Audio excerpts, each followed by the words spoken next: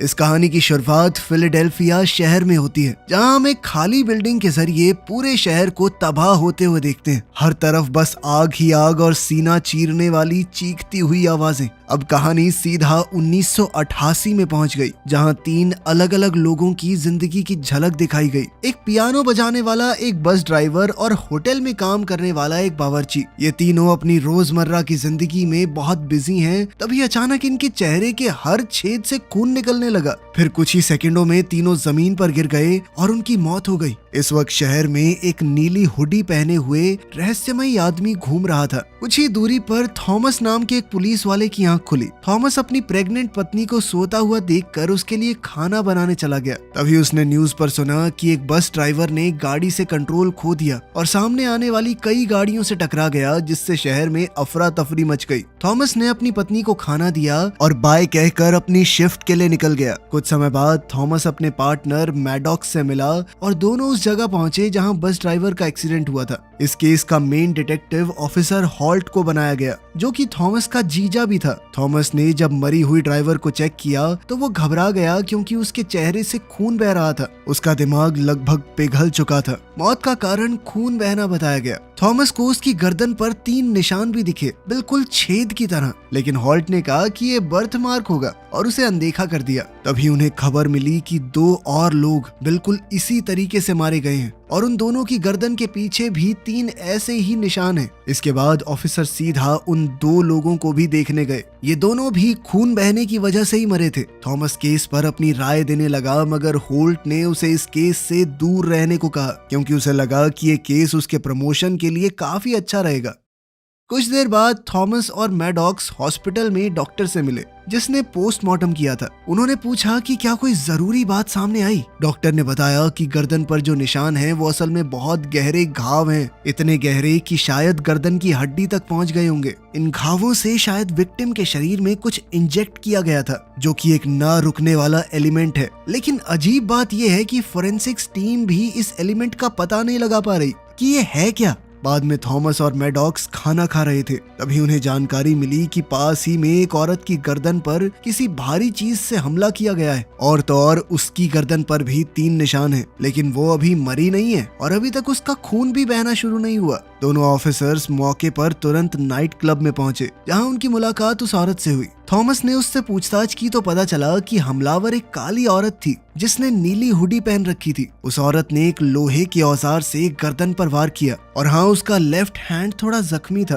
क्योंकि उसके ऊपर सूखा हुआ खून लगा हुआ था। तभी हॉल्ट ने वहां आकर बातचीत रोक दी और लड़की से दोबारा पूछने लगा कि डिटेल में बताओ हुआ क्या था। अब लड़की ने परेशान होकर सब कुछ दोबारा बताया। फिर अचानक से वो लड़की गिरकर मर गई। इसके बाद पुलिस बताए गए हुलिये से मेल खाती सभी ब्लैक औरतों को गिरफ्तार करने लगी, लेकिन किलर अभी भी आजाद है और वो एक अजीब सा डिवाइस एक कार पर लगा रही थी। फिर जैसे ही एक पुलिस वाला वापस आया तो वो भागकर छूमंतर हो गई। कुछ देर बाद थॉमस और मैडॉक्स ड्राइव कर रहे थे, तभी उनका सामना उसी औरत से हो गया। वो तुरंत भागी उनसे बचने के लिए। उन दोनों ने बैकअप के लिए कॉल किया और होल्ट ने तो शहर के हर एक ऑफिसर को उसे ढूंढने का ऑर्डर दे दिया। इस दौरान थॉमस की कार एक ट्रक से टकरा गई, जिस वजह से थॉमस और मैडॉक्स को पैदल उसका पीछा करना पड़ा। उन्हें लगा कि वो औरत आसपास ही कहीं होगी, इसीलिए दोनों ने उसे घेरने का प्लान बनाया और अलग अलग होकर तलाश के दौरान थॉमस को एक अजीब सा डिवाइस मिला, जिसे उसने अपने पास रख लिया।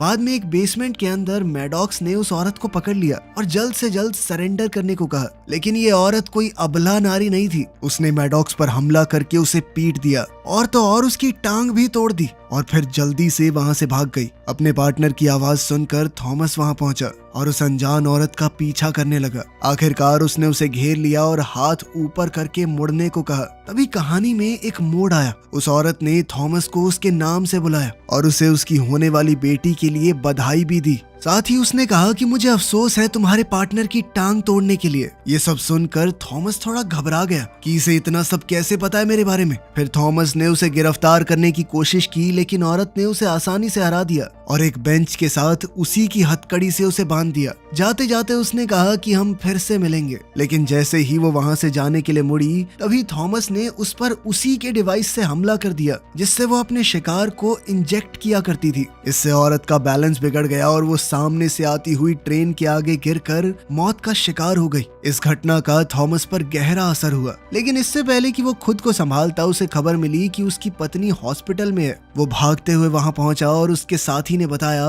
कि हमला करने वाले का कोई भी आईडी या फिंगरप्रिंट ट्रेस नहीं हो पा रहा। उसके पास से एक चाबी मिली थी, लेकिन पुलिस को बिल्कुल अंदाजा नहीं था कि वो किस चीज की चाबी है। और भी ज्यादा हैरान कर देने वाली बात ये थी कि उस औरत की कलाई में गोली फंसी हुई थी और वो गोली थॉमस की रिवॉल्वर से निकली थी, जबकि थॉमस ने कभी गोली चलाई ही नहीं। तभी एक नर्स ने बातचीत के बीच में आकर थॉमस को बताया कि तुम्हारी पत्नी की हालत बहुत नाजुक है। थॉमस तुरंत उसके पास भागा और डिलीवरी के दौरान हो रहे दर्द से उसकी पत्नी बेहोश होने लगी। डॉक्टर्स ने उसे बचाने के लिए घबराहट में काम शुरू कर दिया। कुछ ही समय बाद एक नर्स ने थॉमस की गोद में एक सेहतमंद बच्ची दी, लेकिन उसकी एक खुशी तुरंत मातम में बदल गई जब उसे पता चला कि उसकी पत्नी जिंदा नहीं बच पाई। इसके बाद कहानी 9 साल आगे यानी 1997 में पहुंची। अब थॉमस की बेटी एमी 9 साल की हो चुकी थी। एमी नाश्ता बना ही रही थी कि तभी टीवी पर न्यूज चलने लगी, जिसमें सड़कों पर लोग आंदोलन करते हुए 9 साल पहले हुई घटना का जवाब मांग रहे थे। लोगों ने इसे रेसिज्म का मुद्दा बना लिया। कई लोग उस औरत का साथ देते हुए कहने लगे कि उस वक्त वो औरत निहत्थी थी, लेकिन पुलिस वाले ने उसे गिरफ्तार करने की बजाय ट्रेन के नीचे धकेल दिया। बाद में थॉमस, जो अब डिटेक्टिव बन चुका था, उसने अपनी बेटी को जन्मदिन की बधाई दी और उसे एक ब्रेसलेट भी गिफ्ट में दिया। फिर दोनों थॉमस की पत्नी की कब्र पर गए, जहां उन्हें कब्र पर ताजे फूल दिखे और ये देखकर वो सोच में पड़ गए कि यहाँ पर कौन फूल रख के गया है। तभी थॉमस को एक फोन आया। ये जानकर उसके होश उड़ गए कि बिल्कुल वैसे ही मौत होनी शुरू हो गई है जैसे 9 साल पहले हुई थी। एक पल भी जाया किए बिना थॉमस क्राइम सीन पर पहुंचकर मैडॉक्स से मिला, जो अब भी 9 साल पहले हुए इंसिडेंट की वजह से लंगड़ा कर चल रहा था। थॉमस ने उससे पूछा कि सुबह तुमने मेरी पत्नी की कब्र पे फूल तो नहीं रखे, लेकिन मैडॉक्स ने कहा कि मैं नहीं गया भाई वहाँ। फिर दोनों एक यूनिवर्सिटी क्लासरूम पहुंचे, जहाँ एक प्रोफेसर की लाश पड़ी थी। उसकी गर्दन पर वही 3 निशान थे और चेहरे से खून बह रहा था।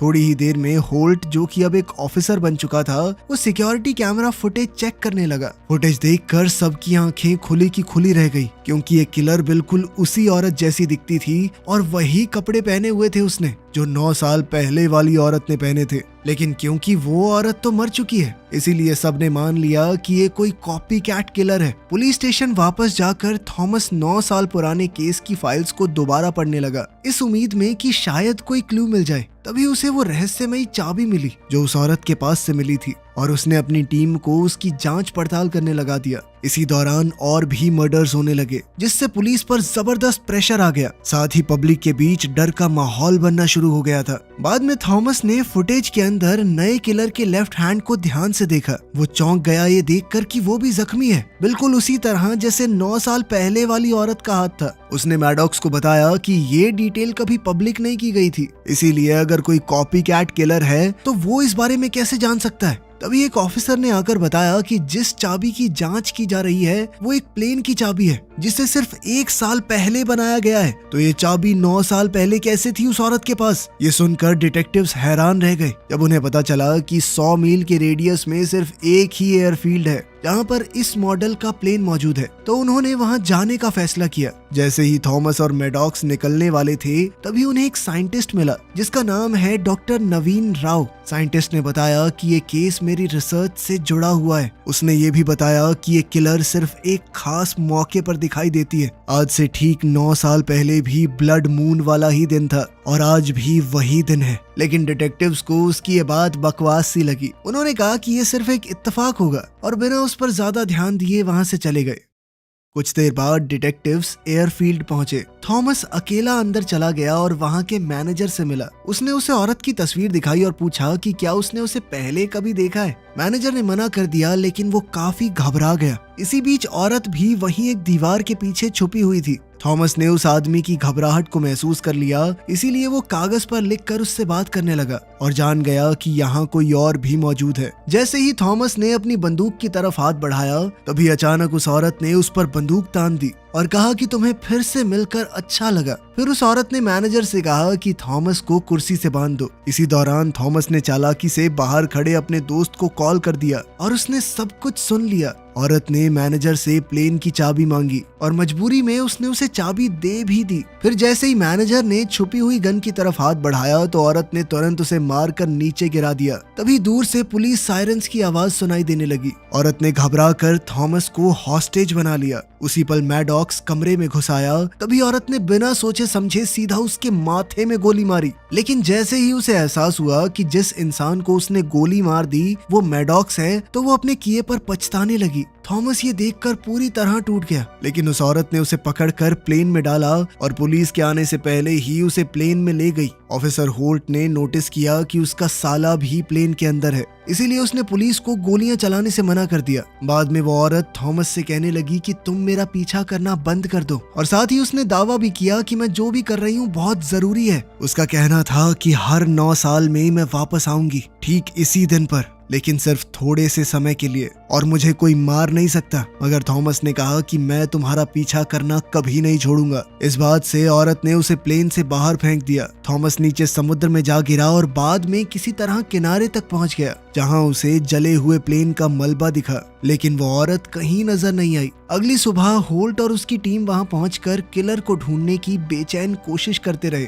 तब थॉमस ने उनसे कहा कि बेकार मेहनत मत करो, वो औरत फ्यूचर से आई थी। ये सुनकर होल्ट उसे ऐसे देख रहा था मानो वो पागल हो चुका हो। इस सब के चलते 9 साल और बीत गए और 2006 आ गया, जहां एक बूढ़ा होता हुआ थॉमस किसी हैरल्ड नोवाक नाम के आदमी की कब्र खोदता हुआ दिखाई दिया। उसने कंकाल निकाला और उसकी गर्दन की हड्डी में एक निशान को देखा। इसके बाद थॉमस अपनी गाड़ी के पास गया और अपनी इन्वेस्टिगेशन को दोबारा शुरू किया। एक न्यूज़पेपर क्लिपिंग से पता चला कि डॉक्टर नवीन राव काफी समय से लापता है। अगली सुबह थॉमस हैरल्ड की विधवा बीवी से मिलने गया और खुद को एक प्राइवेट इन्वेस्टिगेटर बताया, जो कि उसके पति के बारे में कुछ सवाल पूछना चाहता है। महिला हैरान हो गई क्योंकि उसका पति तो 18 साल पहले मर गया था, लेकिन फिर भी उसने उसे अंदर आने दिया। फिर वो थॉमस को हैरल्ड की पुरानी फाइल्स दिखाने लगी, जिससे पता चला कि हैरल्ड गोरे लोगों को बाकी सबसे ऊपर मानता था और इसीलिए उसने रियल अमेरिकन मूवमेंट की शुरुआत की। उसने बताया कि हैरल्ड इतिहास की किताबों का हवाला देते हुए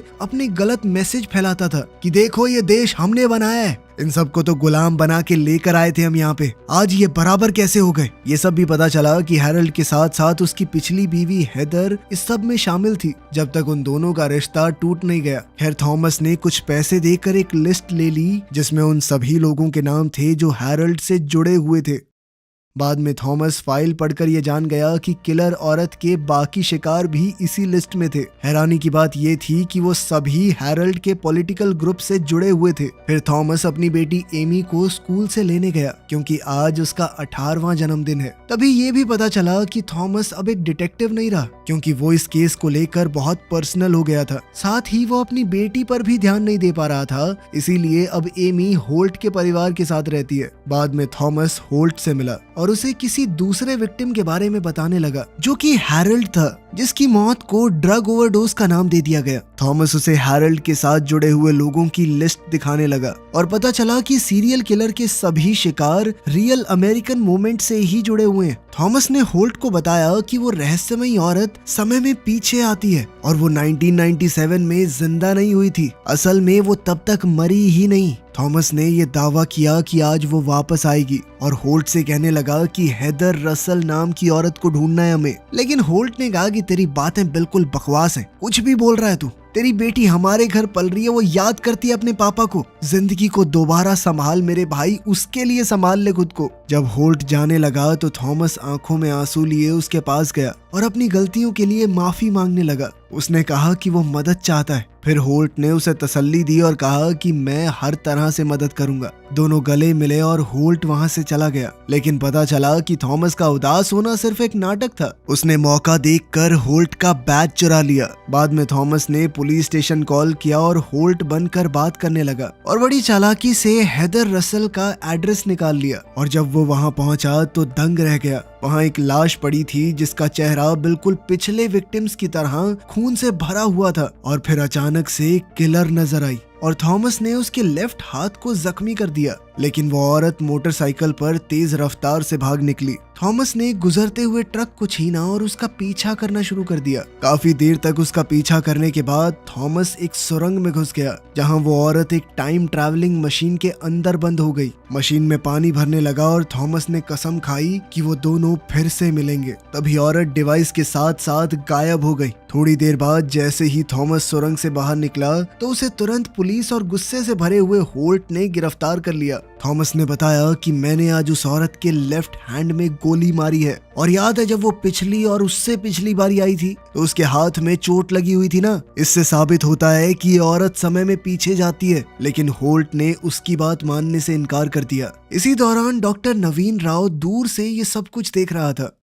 एक बार फिर से कहानी 9 साल आगे बढ़ गई, साल 2015 में, जहाँ पर डॉक्टर नवीन राव आइसोटोप नाम के एक डिवाइस पर काम कर रहा था। उसने इस डिवाइस को सुअरों पर टेस्ट किया, जिससे उनकी नाक, आंखों और कानों से खून बहने लगा और वो मर गए। वो अपनी कामयाबी से काफी खुश हुआ, लेकिन फिर उसके असिस्टेंट ने उसे थॉमस की बीच पर तस्वीर दिखाई। यही वो जगह थी जहां किलर 9 साल पहले गायब हुई थी, और वो वहीं पर किलर की वापसी का बेसब्री से इंतजार कर रहा था। इसी बीच थॉमस को अपनी बेटी का वॉइस मेल मिला, जिसमें उसने बताया कि वो जल्द ही माँ बनने वाली है और वो चाहती है कि इस मौके पर उसके पिता वहीं पर मौजूद हों उसके साथ। थॉमस इस बारे में सोचता है, लेकिन अचानक से कुछ देर बाद ही उसने अपने आप को ट्रक के पिछले हिस्से में बंधा हुआ पाया। पता चला कि नवीन ही वो शख्स है जिसने उसे किडनैप किया था। नवीन ने उसे बताया कि मुझे उस किलर औरत के मिशन पर नाज है और मैं एक ऐसे एक्सपेरिमेंट पर काम कर रहा हूँ जिसे एक दिन वो औरत इस्तेमाल करेगी। मैं नहीं चाहता कि तुम उसे मार दो और सब कुछ बर्बाद हो जाए, इसीलिए तुम्हें 3 दिन तक बंद रखना जरूरी होगा। थॉमस बहस करता रहा कि वो औरत बेगुनाह लोगों को मार रही है, लेकिन नवीन इसके जवाब में कहता रहा कि ये सब कुछ एक भयानक घटना को रोकने के लिए है। वो औरत तो हमें बचा रही है। साइंटिस्ट बोल ही रहा था, तभी थॉमस ने चालाकी से खुद को आजाद कर लिया और नवीन पर हमला बोल दिया। इससे नवीन ने ट्रक पर से कंट्रोल खो दिया और फिर दोनों का एक्सीडेंट हो गया। नवीन गाड़ी के नीचे फंस गया और थॉमस इस मौके का फायदा उठाकर वहां से भाग गया। दूसरी तरफ वो रहस्यमयी औरत एक बार फिर से अपनी टाइम मशीन के साथ पहुंच गई। वो सुरंग से बाहर निकली और बीच की तरफ बढ़ने लगी, लेकिन उसे बड़ा झटका लगा जब उसने देखा कि थॉमस पहले से ही वहां मौजूद है और थॉमस ने पहले ही उस पर बंदूक तानी हुई है। लेकिन वो औरत जिसका नाम राया है, उसने एक जबरदस्त सच्चाई बताई। वो कहने लगी कि मैं जानती हूँ तुम मुझे नहीं मारोगे, क्योंकि तुमने ही तो मुझे ये काम दिया है। उसने अपनी माँ के दिए हुए ब्रेसलेट को दिखाया और थॉमस हैरान रह गया जब उसे एहसास हुआ कि ये वही ब्रेसलेट है जो उसने कभी एमी को तोहफे में दिया था। यहीं पर थॉमस को जोरदार झटका लगा, वो राया का नाना है। राया आज ही उसकी बेटी की कोख से जन्म लेने वाली है। अब उसे अफसोस होने लगा कि 1988 में मैंने तुम्हें मार दिया था। थॉमस उससे गुहार लगाने लगा कि पीछे जाकर इस सब को रोक दो, लेकिन राया ने कहा कि ये सब हो चुका है और टाइम ट्रैवल एक ही तरफ होता है, बार बार वापस जाना मुमकिन नहीं है। उसने बताया कि मेरा मिशन इसी बीच पर इसी दिन से शुरू होता है और हमेशा मेरी मौत के साथ खत्म। जाने से पहले राया थॉमस से कहने लगी कि आप मम्मी के पास जाइए, उनका ख्याल रखिए, उन्हें उनके पिता की जरूरत है। ये कहकर राया वहां से चली गई और थॉमस आंखों में आंसू लिए जमीन पर बिलक बिलक कर रोने लगा। फिर कहानी में भविष्य से जुड़ी हुई कुछ झलक दिखाई दी, जहाँ पर राव टेक्नोलॉजीज नाम का एक इंस्टीट्यूट है। वहाँ एक बुजुर्ग व्हील चेयर पर बैठा हुआ नवीन आइसोटोप डिवाइस राया को देते हुए नजर आता है। एक और जबरदस्त ट्विस्ट में पता चला कि कहानी की शुरुआत में जो हमला दिखाया गया था वो उसी रेडिकल ग्रुप की वजह से हुआ था जिसे हैरोल्ड नोवाक ने शुरू किया था। इसके बाद हुई सिविल वॉर में लाखों लोग मारे गए और लोग बदला लेने के चक्कर में एक दूसरे को मारने वाले दरिंदे बन चुके थे। राया का मिशन था समय में पीछे जाकर ऐसे लोगों को मारना जो आगे जाकर इस पार्टी को बड़ा करेंगे, ताकि वो 2024 में होने वाले बॉम्ब ब्लास्ट को रोक सके, जिसकी वजह से जंग शुरू हुई थी। जैसे ही राया अपना मिशन पूरा करती है, हम वही सीन दोबारा देखते हैं जहाँ से कहानी शुरू हुई थी, लेकिन इस बार शहर में तबाही नहीं हुई। इससे ये पता चला कि राया अपने मिशन में कामयाब हो गई। फिर कहानी वापस 2015 में आ गई, जहाँ थॉमस फूल लेकर हॉस्पिटल पहुंचा और उसी वक्त एमी ने राया को जन्म दिया। थॉमस ने बड़े प्यार से राया को अपनी गोद में लिया क्योंकि वो जानता था कि ये वो बच्ची है जो भविष्य की दिशा तय करेगी। वीडियो पसंद आई तो लाइक कर देना, चैनल को सब्सक्राइब कर लेना। मिलते हैं अगली वीडियो में।